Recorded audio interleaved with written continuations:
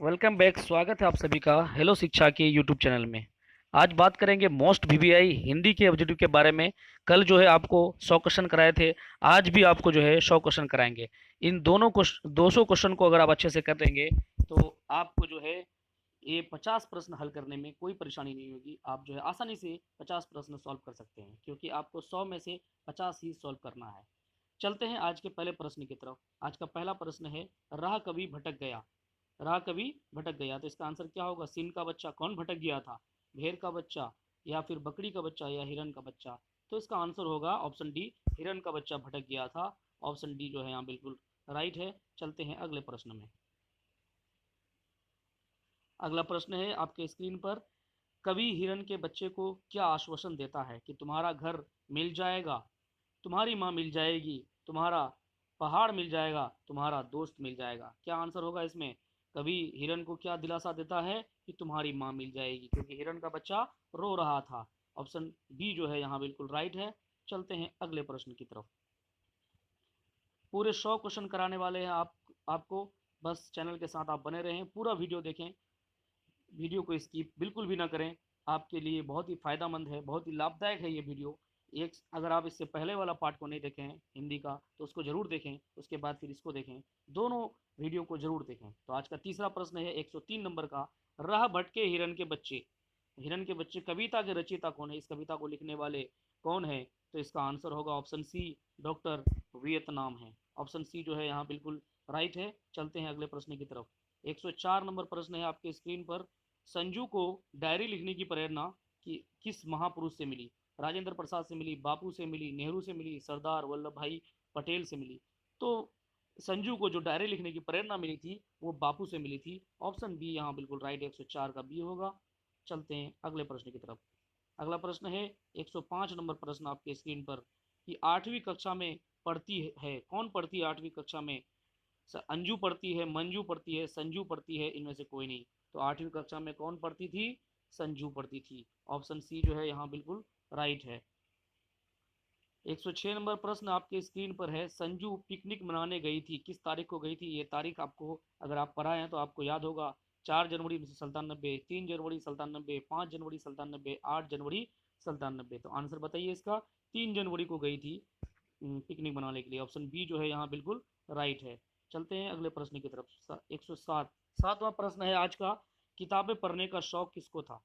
किताबें पढ़ने का शौक किसको था? बाल गोविंद भगत, हामिद को, कसारा को, संजू को? किताब पढ़ने का शौक किसको था? तो संजू को था। ऑप्शन डी जो है यहाँ बिल्कुल राइट है।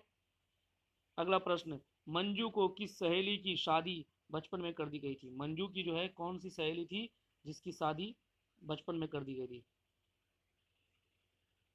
सॉरी, यहाँ मंजू नहीं होगा, यहाँ संजू होगा, मिस्टेक हो गया है। संजू की किस सहेली, क्योंकि संजू के बारे में कहानी है, मौ आ गया है गलती से। संजू की किस सहेली की शादी जो है बचपन में कर दी गई थी? तो आंसर होगा नीलू की। नीलू उसका एक दोस्त था, उसका जो है शादी बचपन में कर दिया गया था। अगले प्रश्न पे चलते हैं। नवा प्रश्न आज का, संजू ने दीदी की डायरी के जो पृष्ठ पढ़े वो किस महीने के थे? मार्च के थे, अप्रैल के थे, जनवरी के थे, फरवरी के थे? किस महीने के थे? तो वो जनवरी महीने के थे। ऑप्शन सी यहाँ बिल्कुल सटीक है। चलते हैं अगले प्रश्न की तरफ। 110वां प्रश्न है आज का। 10वां प्रश्न है, संजू कैसी लड़की थी? हंसमुख लड़की थी, गुस्सैल थी, जिद्दी थी, सरल थी? तो संजू जो है कैसी लड़की थी? हंसमुख लड़की थी। 110 का ए बिल्कुल राइट है। अगले प्रश्न पे चलते हैं। 11वां प्रश्न है आज का, संजू को क्या पढ़ने का शौक था? संजू को क्या पढ़ने का शौक था? तो इसका आंसर होगा कहानी, कविता, कॉमिक्स, सभी। तो सभी पढ़ने का शौक था उसको, हर चीज़ पढ़ने का शौक था। 111 का डी बिल्कुल सटीक है यहाँ। अगले प्रश्न में चलते हैं। 12वां प्रश्न आज का, संजू को उपहार में क्या मिलता है? खिलौना मिलता है, किताब मिलता है, कलम मिलता है, डायरी मिलता है? संजू को उपहार में क्या मिला था? डायरी मिला था, उसको डायरी लिखने की प्रेरणा मिली हुई थी। 13वां प्रश्न आज का, तोतो चांद किसकी कहानी है? तोतो चांद किसकी कहानी है? आपके पास ऑप्शन है, भारतीय लड़की, जापानी लड़की, नेपाली लड़की, ब्रिटिश लड़की? किस लड़की की कहानी है? तो जापानी लड़की की कहानी है। 113 का बी बिल्कुल सटीक है। चलते हैं अगले प्रश्न की तरफ। दीदी की डायरी साहित्य की विधा है, कौन सी विधा है? कहानी है, जीवनी है, रेखा चित्र है, डायरी है? दीदी की डायरी क्या है? दीदी की डायरी डायरी है। दीदी की डायरी डायरी है, बिल्कुल सही है, 114 का डी। अगले प्रश्न पे चलते हैं। 15वां प्रश्न आज का। स्कूल में संजू किस चीज़ की तलाश में रहती थी? चटपटी पुस्तक, कहानी की पुस्तक, कॉमिक्स की पुस्तक, कविता की पुस्तक। किस तरह की पुस्तक की तलाश में रहती थी? चटपटी पुस्तक की तलाश में रहती थी। 115 का ए बिल्कुल यहाँ सटीक है। अगले प्रश्न पे चलते हैं। आज का 16वां प्रश्न है। छायावादी कविता कैसी कविता? छायावादी कविता की उल्लेखनीय विशेषता है। कैसी विशेषता है? तो इसका आंसर होगा ऑप्शन ए, प्रकृति चित्रण को दर्शाता है उसमें। 116 का ये बिल्कुल सटीक है। अगले प्रश्न पे चलते हैं। 117वां प्रश्न है आज का। पीपल पाठ की विधा है, कौन सी विधा है? पीपल पीपल पाठ की कौन सी विधा है? कहानी है, निबंध है, डायरी है, कविता है? तो क्या है? कविता है। ऑप्शन डी जो है यहाँ बिल्कुल सटीक है। चलेंगे अगले प्रश्न की तरफ। अगला प्रश्न है 118 नंबर। कवि के अनुसार पीपल के पत्ते का आकार कैसा होता है? गोलाकार होता है, लंबा होता है, त्रिकोण होता है, या पतला होता है? पीपल के पत्ते का आकार कैसा होता है? गोलाकार होता है, गोल होता है। ऑप्शन ए जो है बिल्कुल राइट है यहाँ पर। अगला प्रश्न है 19वां प्रश्न आपके स्क्रीन पर। निर्झर के पास पीपल सुनता रहता, कल कल छल छल, ये पंक्ति किसके द्वारा रचित है? तो ये पंक्ति किसके द्वारा रचित है? गोपाल सिंह नेपाली के द्वारा। 119 का ए जो है बिल्कुल राइट है यहाँ पर। चलते हैं अगले प्रश्न की तरफ। 120वां प्रश्न आपके स्क्रीन पर है। पीपल के कविता, पीपल जो कविता है उसके रचयिता कौन है? कौन लिखे हैं उसको? तो उसको लिखे हैं गोपाल सिंह नेपाली। ऑप्शन सी जो है बिल्कुल राइट है यहाँ। 120 का सी होगा। अगले प्रश्न पे चलते हैं। थोड़ा तेजी से इस प्रश्न को कर रहे हैं क्योंकि वक्त कम है और क्वेश्चन 100 पढ़ना है। पीपल के आसपास कौन से पेड़ हैं? पीपल के आसपास कौन से पेड़ हैं? तो इसका ऑप्शन आपके पास जामुन, इमली, करील, और एक ऑप्शन है सभी। तो आपको जो है ऑप्शन डी सभी में लगाना है। सभी, इसका जामुन भी था, इमली भी और करील भी। पीपल के पास ये सारे पेड़ हैं। चलते हैं अगले प्रश्न की तरफ। 122वां प्रश्न आपके स्क्रीन पर है। प्रकृति चित्रण खाली जगह, प्रकृति चित्रण खाली जगह कविता की उल्लेखनीय विशेषता है। किस कविता को की कविता का उल्लेखनीय विशेषता क्या है इसका? तो छायावादी है। 122 का सी जो है यहाँ बिल्कुल राइट है। अगले प्रश्न पे चलते हैं। किसके पास खड़ा हो पीपल कलकल छल छल सुनता रहता है? किसके पास खड़ा हो पीपल कलकल छल छल सुनता रहता है? नदी, निर्भर निर्भर हो गया या निर्झर होगा, पहाड़, वन। तो इसका आंसर होगा निर्झर, बिल्कुल राइट है यहाँ। बी नंबर होगा राइट। चलते हैं अगले प्रश्न की तरफ। अगला प्रश्न है आपके स्क्रीन पर। ऊपर विस्तृत नभ नील में, नीचे वसुधा में, नदी, झील, जामुन, तमाल, इमरील, इमली, करील प्रस्तुत पंक्तियां किस कविता की है? करमवीर की है, बच्चे की दुआ की है, पीपल की है, खुशबू रचते हैं हाथ की है? किसकी है? तो ये पीपल की है। ऑप्शन सी जो है बिल्कुल राइट, 124 का सी होगा। चलेंगे अगले प्रश्न की तरफ। अगला प्रश्न है। कवि के अनुसार पीपल के पत्ते हिलते रहते हैं, कैसे हिलते हैं पीपल के पत्ते? चह चह, बह बह, रह रह। कैसे हिलते हैं? तो रह रह कर हिलते हैं। ऑप्शन सी जो है यहाँ बिल्कुल सटीक है। अगले प्रश्न पे चलते हैं। 126वां प्रश्न आज का। गोपाल सिंह नेपाली की रचना है। गोपाल सिंह नेपाली की रचना क्या है? तू जिंदा है, पीपल, करमवीर, या सुदामा चरित्र? 126 का आंसर बताइएगा। इसका आंसर होगा गोपाल सिंह नेपाली क्या लिखे हैं? पीपल लिखे हैं। क्या लिखे हैं? पीपल कविता लिखे हैं, बिल्कुल सही है। 126 का बी। अगले प्रश्न पे चलते हैं। 27वां प्रश्न आज का। आचार्य सिपुजन सहाय द्वारा रचित पाठ कौन सा है? आचार्य सिपुजन सहाय द्वारा कौन सा लिखे हैं? तो दीन बंधु निराला लिखे हैं। दीन के बारे में, गरीबों के बारे में लिखे हैं, बिल्कुल सही है। अगले प्रश्न पे चलते हैं। 28वां प्रश्न आज का है। दीन बंधु किसके नाम के साथ जोड़ा गया? किसके नाम के साथ जोड़ा गया दीन बंधु? निराला के नाम के साथ जोड़ा गया। दीन बंधु निराला पूरा नाम था इसका। 128 का सी। चलेंगे अगले प्रश्न की तरफ। दीन बंधु निराला पाठ की विधा है, कौन सी विधा है पाठ की? दीन बंधु निराला पाठ की कौन सी विधा है? तो ये निबंध है। क्या है ये? निबंध है। ऑप्शन बी जो है यहाँ बिल्कुल सटीक है। अगले प्रश्न पे चलते हैं। 130वां प्रश्न है आज का। ओ रहीम दीनहि लखे, दीन बंधु सम सोए, ये किनके प्रसिद्ध दोहे की एक पंक्ति है? ओ रहीम दीनहि लखे, या जो रहीम भी बोल सकते हो इसको। तो ये पंक्ति किसका है? ये रहीम का ही लिखा हुआ है। ऑप्शन बी बिल्कुल राइट है यहाँ। 130 का बी। अगले प्रश्न पे चलते हैं। 31वां प्रश्न आज का। दीन बंधु निराला निबंध के लेखक कौन है? दीन बंधु निराला निबंध के लेखक कौन है? तो इसका आंसर होगा आचार्य सिपुजन सहाय। ऑप्शन बी जो है यहाँ बिल्कुल सटीक है। अगले प्रश्न पे चलते हैं। 132वां प्रश्न आज का, आधुनिक काल के बेहद प्रतिष्ठित कवि कौन है? आधुनिक काल के बेहद प्रतिष्ठित कवि कौन है? 132 का आंसर आप लोग बताइए। इसका आंसर होगा ऑप्शन डी, सूर्यकांत त्रिपाठी आधुनिक काल के बेहद प्रतिष्ठित कवि हैं। ऑप्शन डी यहाँ बिल्कुल राइट है। अगला प्रश्न पे चलते हैं। 133वां प्रश्न आज का, निराला के व्यक्तित्व, निराला के व्यक्तित्व और जीवन के अनेक अनछुए पहलुओं का उद्घाटन करता है दीन बंधु निराला। कौन करता है? दीन बंधु निराला। ये ऑप्शन बी, दीन बंधु निराला यहाँ पे लिखा हुआ है, थोड़ा सा टाइपिंग मिस्टेक है यहाँ। दीन बंधु निराला जो आपके पास जो कहानी है उसी से ये लिया गया है, उसी में ये अनछुए उद्घाटन घटना को जो है दर्शाता है। तो ऑप्शन बी यहाँ बिल्कुल राइट है। अगले प्रश्न पे चलते हैं। 134वां प्रश्न आज का है, किनका अधिकांश अवकाश यानी समय काल दीनों की दुनिया में बीतता था, गरीबों की दुनिया में बीतता था? तो इसका आंसर होगा 134 का निराला। ऑप्शन ए जो है यहाँ बिल्कुल राइट है। अगले प्रश्न पे चलते हैं। 135वां प्रश्न आज का 35वां प्रश्न है, धन, धन किनके पास अतिथि के समान अल्प अवधि तक ही टिकने आता था? ये किसकी पंक्ति है? ये दीन बंधु का, बंधु निराला जिसको कहते हैं, या दीन बंधु पूरा नाम है उसका। ऑप्शन बी जो है यहाँ बिल्कुल राइट है। अगले प्रश्न पे चलते हैं। 136वां प्रश्न, दीन बंधु निराला बंगीय समाज में किस तरह घुल मिल जाते थे? किस तरह घुल मिल जाते थे? दूध मिश्री की तरह घुल मिल जाते थे। ऑप्शन सी बिल्कुल राइट है, यहाँ 136 का सी होगा। अगले प्रश्न पे चलते हैं। 137वां प्रश्न आज का, याचकों के लिए तो कल्पत्रु थे, अपने मित्रों के लिए मुक्तहस्त दोस्त प्रस्त कौन थे? रामधारी सिंह दिनकर थे, कर्पूरी ठाकुर थे, बेड़ब बनारसी थे, दीन बंधु निराला थे? तो कौन थे? दीन बंधु निराला थे। ऑप्शन डी जो है बिल्कुल राइट है। अगले प्रश्न पे चलते हैं। खेमा शीर्षक कहानी के केंद्र में है, खेमा शीर्षक कहानी केंद्र में है बाल विवाह, बेमेल विवाह, बाल मजदूरी, विधवा, किसमें है खेमा शीर्षक कहानी?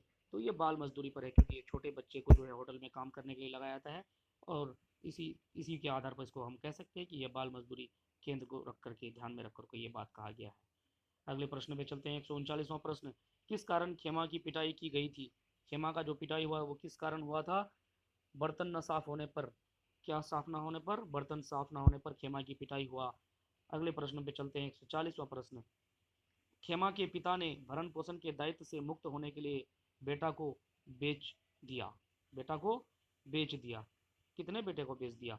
खेमा का पिता जो है अपने भरण पोषण के लिए कितने बेटे को बेच दिया? 2 बेटे को, 4 बेटे को, 3 को या 1 को? तो उन्होंने अपने चारों बेटों को बेच लिया था, क्योंकि वो बहुत गरीब था, उसके पास खाने पीने के लिए कुछ नहीं था। अगले प्रश्न पे चलते हैं। 161वां प्रश्न है ये, मुक्ताकाशी, मुक्ताकाशी होटल का मालिक कौन था? जो होटल था मुक्ताकाशी उसका मालिक कौन था? तो इसका आंसर होगा कसारा, नाम था उसका, उस होटल मालिक का नाम था कसारा। अगले प्रश्न पे चलते हैं।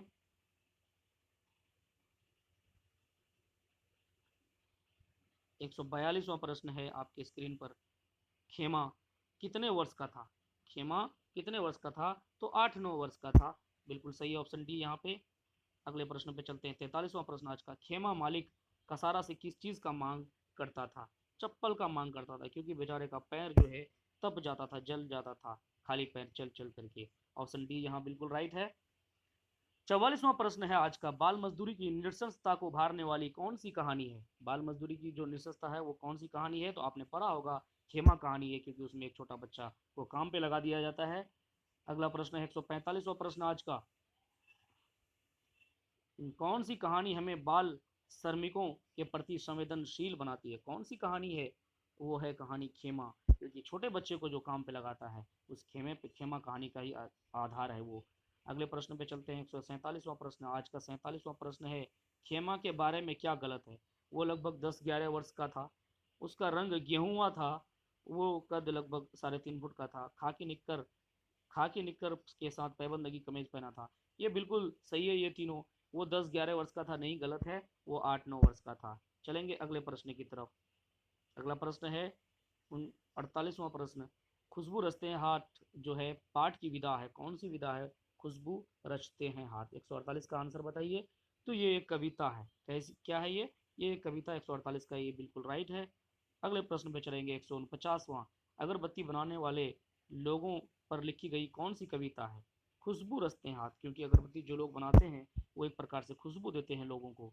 अगले प्रश्न पे चलते हैं। 50वां प्रश्न आज का, खुशबू रचते हैं हाथ साहित्य की कौन सी विधा है?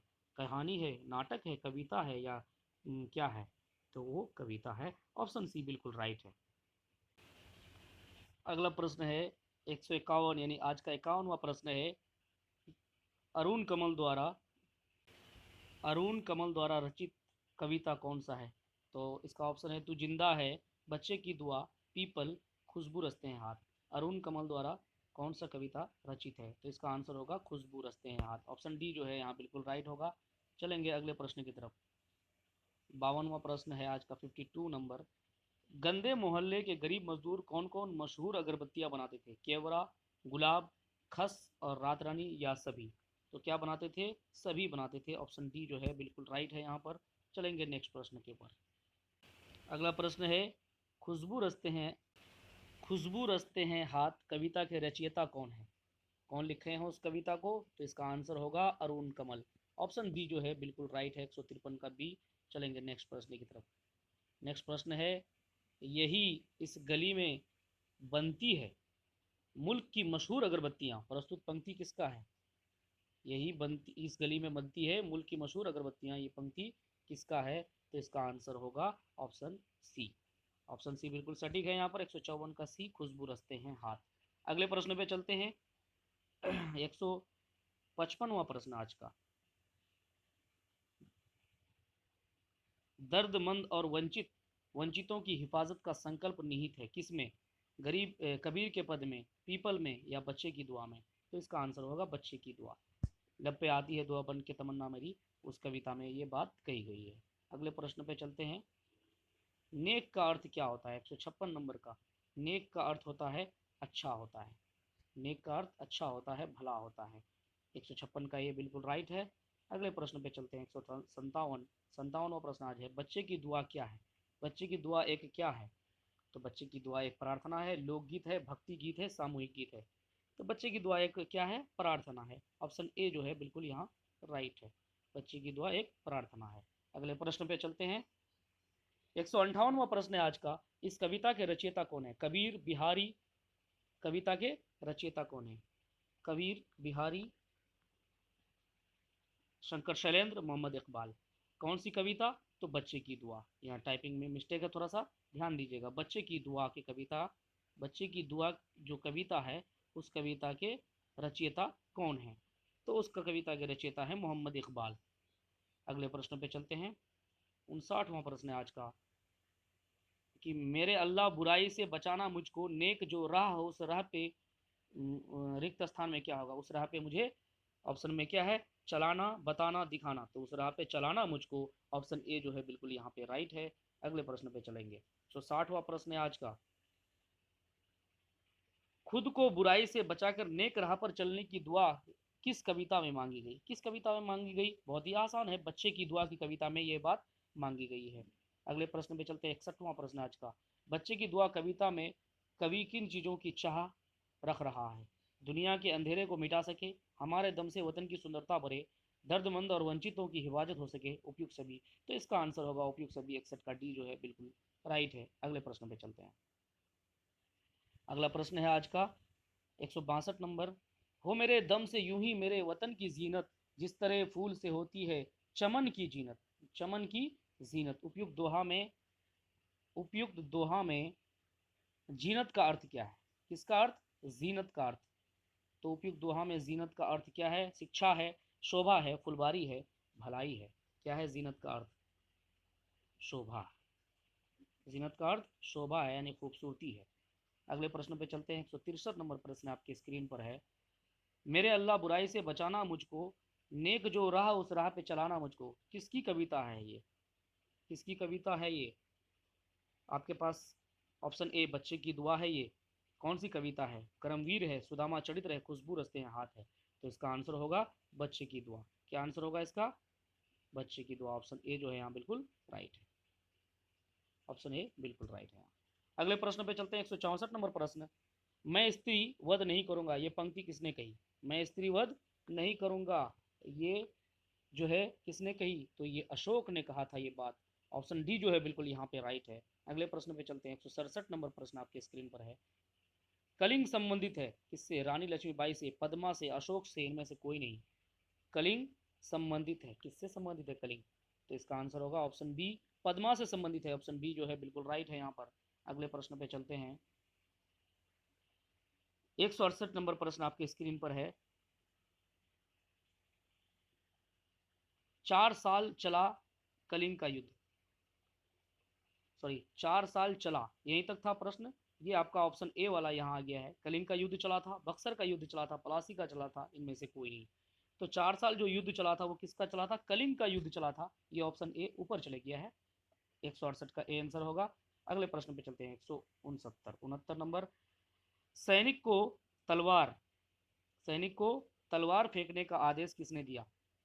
कौन दिया था सैनिक को तलवार फेंकने का आदेश? तो अशोक ने दिया था। 169 का जो है ए होगा। अगले प्रश्न पे चलते हैं। 170 नंबर प्रश्न आपके स्क्रीन पर है। पद्मा का संबंध है, पद्मा का संबंध किससे है, किस लड़ाई से है? तो कलिंग की युद्ध से है पद्मा का संबंध। ऑप्शन सी जो है यहाँ बिल्कुल राइट है। अगले प्रश्न पे चलते हैं। 71वां प्रश्न आज का। बौद्ध भिक्षु के सामने अशोक बौद्ध भिक्षु के सामने अशोक और उसके सभी सरदार किस रंग के वस्त्र धारण किए हुए थे? किस रंग के वस्त्र धारण किए हुए थे? तो पीला रंग के वस्त्र जो है धारण किए हुए थे। किस रंग के? पीला रंग के। ऑप्शन बी जो है बिल्कुल राइट है यहाँ। अगले प्रश्न पे चलते हैं। 172 नंबर प्रश्न आपके स्क्रीन पर है। कलिंग कलिंग दुर्ग खुलने पर किसकी सेना बाहर निकलती है? कलिंग दुर्ग खुलने पर किसकी सेना बाहर निकलती है? स्त्रियों की सेना बाहर निकलती है। ऑप्शन बी जो है बिल्कुल यहाँ राइट है। 173 नंबर प्रश्न देखिए आपके स्क्रीन पर है। आपने पाठ्य पुस्तक में वंशीधर श्रीवास्तव द्वारा लिखित एकांकी है। आपके जो पाठ्य पुस्तक हैं उसमें वंशीधर श्रीवास्तव कौन सा एकांकी लिखे हैं? तो इसका आंसर होगा अशोक का शस्त्र त्याग। ऑप्शन ए बिल्कुल राइट है यहाँ पे। अगले प्रश्न पे चलते हैं। 174 नंबर प्रश्न आपके स्क्रीन पर है। पद्मा कौन है? पद्मा कौन है? तो पद्मा कौन है? आपका ऑप्शन है महाराज की बेटी, यानी कलिंग महाराज की बेटी। यहाँ पे कलिंग छूटा हुआ है। कलिंग महाराज की बेटी, कलिंग लिखता तो ज़्यादा अच्छा रहता। कलिंग महाराज की बेटी, मगध की राजकुमारी, कलिंग की रानी। तो कौन था? कलिंग महाराज की बेटी। ऑप्शन ए जो है बिल्कुल यहाँ पे राइट है। अगले प्रश्न पे चलते हैं। 75वां प्रश्न आज का। अशोक का शस्त्र त्याग गद्य की कौन सी विधा है? अशोक का शस्त्र त्याग क्या है? एक प्रकार का एकांकी है। 175 का सी जो है बिल्कुल राइट है। अगले प्रश्न पे चलेंगे। 176 नंबर। सम्राट अशोक किसके सामने तलवार नीचे फेंक देते हैं? किसके सामने फेंक देते हैं नीचे? पद्मा के सामने में, क्योंकि पद्मा से उसकी लड़ाई थी। ऑप्शन सी बिल्कुल राइट है यहाँ पर। अगले प्रश्न पे चलेंगे। 177 नंबर। जिस सेना ने तुम्हारे पिता, भाई, पुत्र और पति की हत्या की वो तुम्हारे सामने खड़ी है। तुम्हारे सामने क्या है? खड़ी है। ये किसका कथन है? ये कथन किसका था? कौन कहा था ये बात? सम्राट अशोक ने कहा था, पद्मा ने, कलिंग के महाराज ने, या कलिंग के सेनापति ने कहा था? जिसने तुम्हारे पिता की हत्या की वो तुम्हारे सामने खड़ा है। ये कथन किसका है? तो ये कथन कथन है पद्मा का। ऑप्शन बी जो है यहाँ बिल्कुल राइट है। पद्मा का ये कथन है, ऑप्शन बी। अगला प्रश्न 178 नंबर। अशोक का शस्त्र त्याग एकांकी किसकी रचना है? कौन लिखा है इसको, अशोक का शस्त्र त्याग? तो लिखा है वंशीधर श्रीवास्तव। ऑप्शन डी जो है बिल्कुल यहाँ राइट है। अगले प्रश्न पे चलते हैं। अगला प्रश्न है आपके स्क्रीन पर। अहिंसा के पक्ष में अपने कथानायक का मर्मिक विकास करती है। किस में करती है? अशोक का शस्त्र त्याग में करती है, हौसला की उड़ान, झांसी की रानी, दीन बंधु निराला। अहिंसा के पक्ष में अपने कथन का मार्मिक विकास करती है तो ये अशोक का शस्त्र त्याग में करती है। ऑप्शन ए जो है यहाँ बिल्कुल राइट है। चलेंगे अगले प्रश्न की तरफ। अगला प्रश्न है 180 नंबर प्रश्न है आज का। 80वां प्रश्न है। अशोक कलिंग की राजकुमारी पद्मा पर शस्त्र नहीं चलाते नहीं चलते क्योंकि चलाते क्योंकि वह क्या थी? राजकुमारी थी या स्त्री थी, कमजोर थी, युद्ध नहीं जानती थी? क्योंकि वह स्त्री थी, स्त्री पर वो हाथ नहीं उठाते। ऑप्शन बी बिल्कुल राइट है। अगले प्रश्न में चलेंगे। गोदी में पियवा चमक उठे, सखिया चिहुक उठे न गाते थे। तो इसका आंसर क्या होगा? कर्पूरी ठाकुर होगा, निराला होगा, कबीर होगा, या बाल गोविंद भगत होगा? तो इसका आंसर होगा बाल गोविंद भगत। ऑप्शन डी बिल्कुल राइट है। चलेंगे अगले प्रश्न की तरफ। अगला प्रश्न है आपके स्क्रीन पर। कबीर को साहब मानने वाला पात्र कौन सा है? तो बाल गोविंद भगत है। 182 का ए बिल्कुल राइट होगा। अगले प्रश्न में चलेंगे। अपने बेटे के मरने पर बाल गोविंद भगत रोने लगे बेहोश होने लगे, हो गए, जाने लगे, सॉरी जाने लगे नहीं होगा, यहाँ गाने लगे होगा। क्या करने लगे? गाने लगे। ऑप्शन सी में है गाने लगे, और यही ऑप्शन यहाँ जो है बिल्कुल सटीक है। जब बाल गोविंद भगत का बेटा मर गया तो वो क्या करने लगे थे? गाने लगे थे। यहाँ गौ होगा, गाने लगे। ऑप्शन सी बिल्कुल राइट होगा। चलेंगे अगले प्रश्न में। बाल गोविंद भगत के कितने बेटे थे? बाल गोविंद भगत के कितने बेटे थे? एक, दो, तीन, चार। कितने बेटे थे? एक ही बेटे थे। कितने बेटे थे? एक बेटे थे। ऑप्शन ए जो है बिल्कुल यहाँ राइट है, ऑप्शन ए। 185 नंबर प्रश्न आज का। बालगोविंद भगत का बेटा कैसा था? बालगोविंद भगत का बेटा सुस्त था, थोड़ा सा कमजोर भी था, और मंद बुद्धि का था। अगले प्रश्न पे चलेंगे। 186 नंबर। बालगोविंद भगत की संगीत साधना का उत्कर्ष देखा गया। कब देखा गया बालगोविंद भगत की संगीत साधना का उत्कर्ष? तो जब बेटा उसका मर गया, बेटे के मृत्यु के दिन उसकी संगीत साधना का उत्कर्ष देखा गया। अगले प्रश्न पे चलते हैं। 187 नंबर प्रश्न है आपके स्क्रीन पर। बालगोविंद भगत के पतोहू थी, कैसी थी उसकी पतोहू? तो उसकी पतोहू थी सुशील। ऑप्शन बी जो है बिल्कुल यहाँ सटीक है, राइट है। कौन सा ऑप्शन सही है? ऑप्शन बी बिल्कुल राइट है, सुशील थी। अगला प्रश्न है 188वां प्रश्न है। बालगोविंद भगत हर वर्ष कहाँ जाते थे? गंगा स्नान करने जाते थे।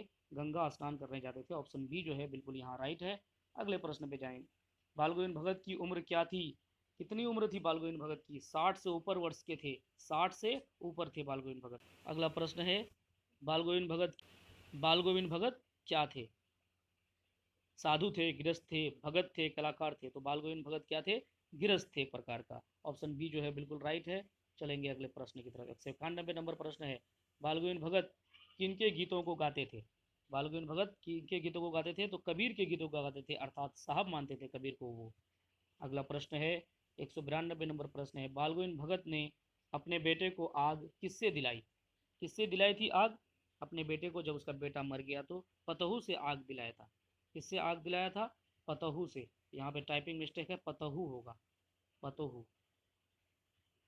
पतहू से आग दिलाया था। ऑप्शन सी बिल्कुल राइट होगा। चलेंगे अगले प्रश्न की तरफ। बाल गोविंद भगत किस विधा की रचना है? कहानी, कविता, कहानी, नाटक, रेखा चित्र या जीवनी? 193 का आंसर बताइएगा। बाल गोविंद भगत क्या था? एक प्रकार का रेखा चित्र था। ऑप्शन सी जो है यहाँ बिल्कुल सटीक है। चलेंगे अगले प्रश्न की तरफ। अगला प्रश्न है आपके स्क्रीन पर। बाल गोविंद भगत की प्रभातियां कब शुरू होती है? बाल गोविंद भगत की प्रभातियां कब शुरू होती है? तो कार्तिक माह में शुरू होती है। ऑप्शन ए जो है यहाँ राइट है। अगले प्रश्न में चलते हैं। अगला प्रश्न है। गर्मियों में बाल गोविंद भगत की संज्ञा उमस भरी शाम को भी क्या होता था? निर्मल, स्वच्छ होता था, शीतल होता था, बोझिल होता था? कैसा होता था? शीतल होता था। ऑप्शन सी जो है बिल्कुल राइट है। ऑप्शन सी बिल्कुल राइट है यहाँ पर। अगले प्रश्न पे चलते हैं। 96वां प्रश्न है आज का। जो कुछ खेत में पैदा होता सर पर लाद कर पहले बाल गोविंद भगत कहाँ ले जाते थे? कहाँ ले जाते थे उसको? तो कबीर के दरबार में ले जाते थे। ऑप्शन बी जो है यहाँ बिल्कुल राइट है। अगले प्रश्न में चलते हैं। जोड़े में बाल गोविंद भगत किस रंग की, सॉरी जोड़े नहीं है, मिस्टेक हो गया टाइपिंग, जारे होगा। जारे में बाल गोविंद भगत जो है किस रंग की कपड़े ओढ़े रहते थे? सफ़ेद रंग की कपड़े, लाल रंग की, नारंगी रंग की या काली रंग की? तो काली रंग के कपड़े ओढ़े रहते थे। ऑप्शन डी जो है बिल्कुल राइट है। अगले प्रश्न में चलते हैं। बाल गोविंद भगत रेखा चित्र के रचनाकार हैं। कौन है बाल गोविंद भगत के रेखा चित्र के रचनाकार? प्रेमचंद, हरिओद, बेड़ब बनारसी, राम वृक्ष बेनीपुरी? तो इसका आंसर होगा ऑप्शन डी, राम वृक्ष बेनीपुरी। बाल गोविंद भगत के रेखा चित्र उसके रचनाकार राम वृक्ष बेनीपुरी है। अगले प्रश्न पे चलते हैं। पुरुलिया वाली रोड से हुंडरू की दूरी कितनी है? हुंडरू की दूरी कितनी है? तो 13 मील है। इसका ऑप्शन बी जो है बिल्कुल राइट होगा। अगले प्रश्न पे चलते हैं। लास्ट प्रश्न है आज का, 200वां प्रश्न है ये। आपको इससे पहले 100 प्रश्न करा चुके हैं, उसको भी देख सकते हैं आप जाकर प्ले लिस्ट में। हुंडरू का पानी खाली जगह की तरफ चक्कर काटता है, किसके तरह चक्कर काटता है? तो इसका आंसर होगा ऑप्शन डी, सांप की तरह चक्कर काटता है। ऑप्शन डी बिल्कुल राइट है यहाँ पर। तो आज का प्रश्न जो है यहीं समाप्त होता है। आप जो है इन प्रश्नों को एक बार नहीं होता है तो दो बार देख सकते हैं, लेकिन इन प्रश्नों को बार बार देख करके आप जो है एग्जाम में अच्छे नंबर अर्जित कर सकते हैं। क्योंकि आपका एग्जाम जो है 50 मार्क्स का जो है ऑब्जेक्टिव हो रहा है। अगर आप 50 में 45 से ऊपर कर देते हैं तो आपका रिजल्ट जो है बहुत अच्छा होने वाला है। तो दोस्तों आज यहीं पर जो है ख़त्म होता है प्रश्न। अगर आपको वीडियो अच्छा लगा तो लाइक करें, शेयर कर दें और सब्सक्राइब जरूर करें। थैंक यू, धन्यवाद।